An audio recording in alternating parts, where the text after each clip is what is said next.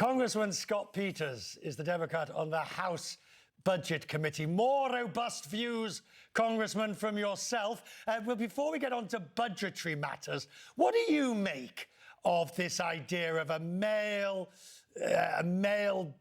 persona for the military, Department of War, diversity as the Secretary said, diversity is a weakness. Before we talk matters of money, matters of defense, what do you make of it?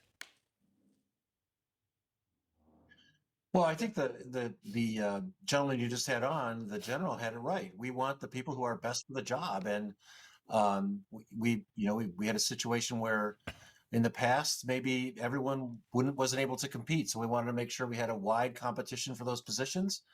And I'm not sure that's what Secretary Hegseth is after, but certainly we want the best people in job. And his obsession with getting rid of talking about diversity, I think, is a distraction from the job, which is a military that keeps us all safe. Let's talk matters of money. It's highly likely now that a shutdown is going to happen. And it's possible that the Democrats are going to get the blame for it. You're going to have to be, you're shaking your head already, you're going to have to be nimble if the blame game parcel is not to end up in your hands. Richard, Donald Trump was quoted in 2003 saying about President Obama, quote, a shutdown falls on the president's lack of leadership.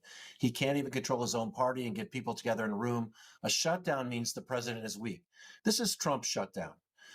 Until yesterday, he did not even, the supposed deal maker, he touts his ability as a deal maker, didn't even reach out to Democrats to talk about what might get us an agreement. I've been here now, this is my 7th term. We've been through these times before. The president and the leaders of the opposite party always sit down in the past and make a deal. If Donald Trump's such a deal maker, what's going on, President Trump? I mean, this is on Donald Trump, by his own words. But at some point, do Democrats, I know you don't want a shutdown, but taking a firm line on the principles you stand for. I mean, the last time this came up and the Senate, then Chuck Schumer, sort of gave in, he was roundly criticized. Do you think now you have to stand firm, even if there is a shutdown? We were all elected in the House of Representatives on the same day as Donald Trump. We have a role in Congress, and he needs our votes. Typically that would drive someone who understands leverage to the negotiating table. That's all we're asking from Donald Trump. We're really concerned. Tomorrow, Richard, people are going to get notices that their insurance premiums are going up for healthcare because of the failure of Republicans to agree to extend certain provisions of the Affordable Care Act under President Obama. We don't want that to happen. That's also why we can't wait. We can't wait, just kick this off for another few weeks till Thanksgiving. We've got to deal with this now. And we have a job to do as Democrats. We're part of this government too. Yep. And I think President Trump needs to come to the table. Does it worry you that there is a perception? I've been traveling around Europe this week, and there's certainly a perception that Democrats are still lost in the wilderness. They still haven't fully worked out the way forward after the electoral drubbing and who the leader is that's going to be the standard bearer. And I don't mean presidential candidate per se.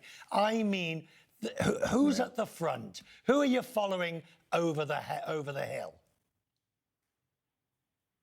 Look, I believe that will shake out over time. I don't think, we have a presidential candidate in a couple of years. That person will be dubbed our leader. But right now we're leading with our values and our priorities. Healthcare is one. The cost of energy is one. And we're all working to make sure that we get good answers for the American people. So we'll let that be our leadership. It will come in numbers. And we'll worry about elections later. But right now we really got to save healthcare for a lot of people who face losing it. I've got it, you can't see, but I've got on the screen in front of me, 7 hours, 42 minutes to the shutdown. It's going to be very difficult to avoid it now, isn't it? I agree. I unfortunately, I think people are going to feel the effects of it. And I do believe that as people start to feel the effects of it, not get paychecks, see disruptions in service, that we will be called to the negotiating table. And Democrats are ready. A lot of us are in Washington, D.C. We're ready to go.